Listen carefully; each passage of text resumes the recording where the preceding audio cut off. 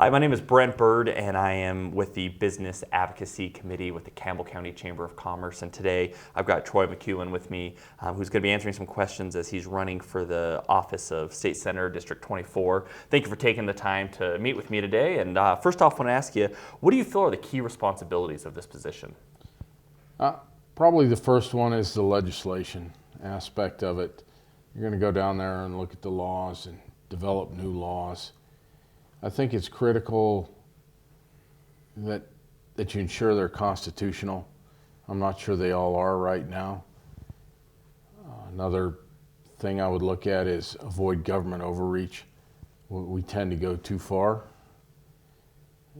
And as you're protecting people's constitutional rights, I can give you an example of some of the legislation that's going on right now. We're going to take not wearing a seatbelt from a secondary offense to a primary offense. Some could argue that it's government overreach that you even have to wear a seatbelt. And I don't know where that falls in the Constitution. So I think it's critical that you look at what you're doing and don't just pass laws to generate revenue for government. At the end of the day, that's one of the big topics that was covered as the rest of us are frustrated with small businesses being shut down. We have legislators down in Cheyenne worried about how we get seatbelts to be a primary offense.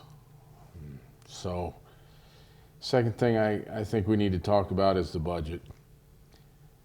It's imperative that we have a balanced budget.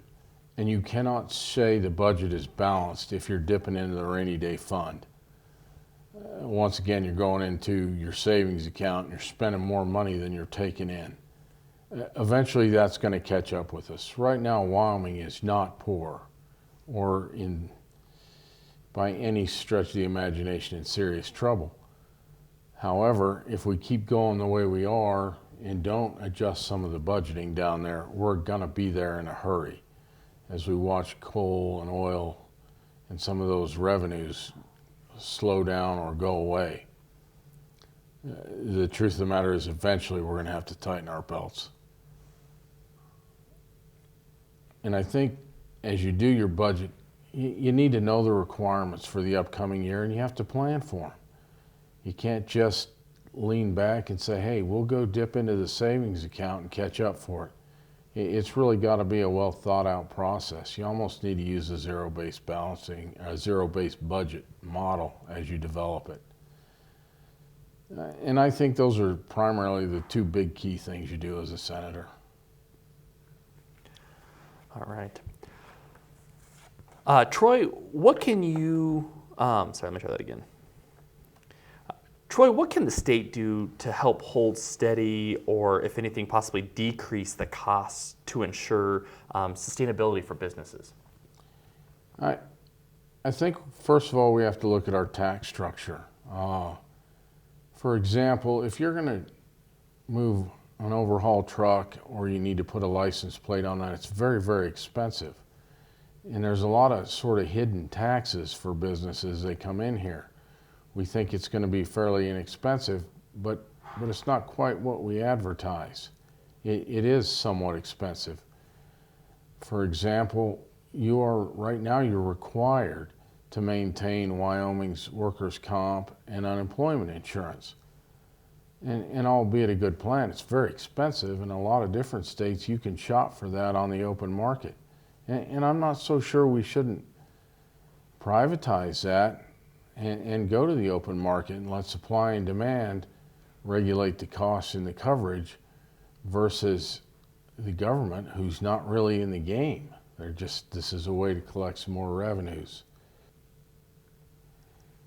Regulations, that's another big thing. It can take up to 2 to 3 years for certain businesses, if they're interested in coming here, just to get through the hoops to open the door or build somewhere.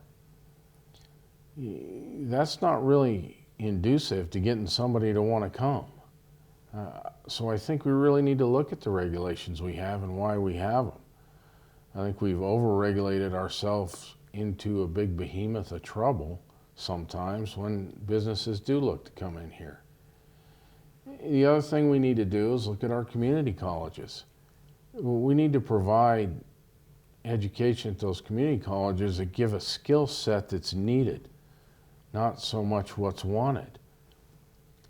We got a great nursing program here. And there's many problems fraught with that, and it's not necessarily Gillette Community College's problem, but they produce 32 new nurses a year. And we have a brand new legacy set up that we can't even open up completely because we don't have enough nurses. So I would say the college needs to produce more nurses. I think we also need to produce more in the trades area, electricians, welders, plumbers, auto body guys. We do a good job with that too. And I think we should get away from some more of the liberal arts and some of those things. There's not a great demand for someone with a degree of modern art history. And I'm not saying there isn't a place for that, but when you need a nurse, you're not going to substitute a modern art history major. So I think there's a lot of things we can do. We can make sure our tax structure is fair, reduce the regulations, use our colleges and our community colleges to provide a labor pool that's attractive to business also. All right. So Troy, what process would you use to determine how the SLIB money is distributed? Oh, that's a good one. I think first thing you have to do is look at the requests, and you have to prioritize them. And you have to look at probably three major key points to them. First is, do we need it? If we need it, then it makes it through the first hoop. The second is, will it succeed? And if we think it will succeed, it's now through the second hoop. And then the third hoop is, if we fund this, we have to make sure we're doing it in a manner that's not competing with other small businesses or putting an undue burden on them. I think you run into the problem with some of this money. You have the ability, if you're not careful, to pick the haves and the have-nots. And I don't think that's the intent of the program. So I think it's got to be managed pretty closely. The other thing is, if you don't have something that's going to work or be successful and you still have money, keep the money. Don't just give it out because it's there. I listen to people, oh, if we don't spend this, we're going to lose it. Or if we don't do this, we're going to lose our budget.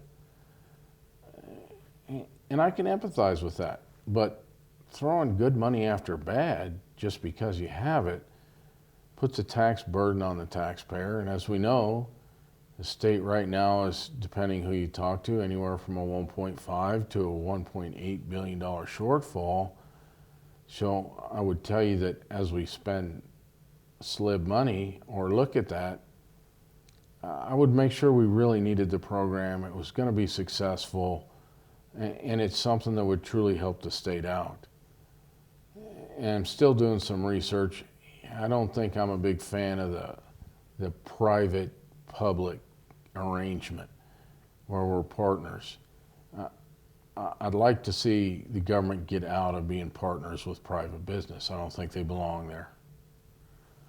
Troy, thanks for coming on. I just want to give you a minute now to talk about whatever passions or burdens that are on your heart and things you want to say directly to the constituents. I think we're headed for some rough times. We're going to have to look at what we do with the budget. Just about everything's going to have to be cut. Nobody wants to do that. Nobody wants to tell you that. But I'll use education for an example. As you look there, if you have to cut education, I would protect the teachers in the classroom. I prioritize what we're doing with education and make sure our kids are getting educated. And I think we can do that. I think there's some room to adjust where we can still maintain a fantastic education.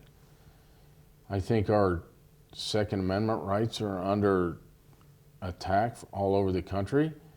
And as I watch our legislators, it's getting closer and closer to taking them away from you.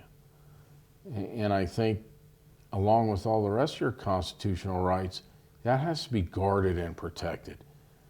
And it's my job as your public servant, and I think we forgot that too. that's what I would be when I get elected, a public servant, is to protect your constitutional rights. Limited government. We need to get out of the overreach business. Government exists to provide life, liberty, and the pursuit of happiness. Life being, it's our job to protect your life with police forces, fire departments, things of that nature. And liberty is your ability to do what you want and how you want to do it. And I think we need to support that as long as it doesn't infringe on anybody else's liberties. And property is the third reason. The government's there to protect your property. You purchase the property, be it land or whatever, it's yours. That's the difference between a democracy and a republic. A democracy can vote to take it away from you and they'll come get it. A republic, the majority can't vote to take your land away from you and come get it. And that's the big difference between how the U.S. is formed and even in our state. We're a republic, not a democracy. Thank you.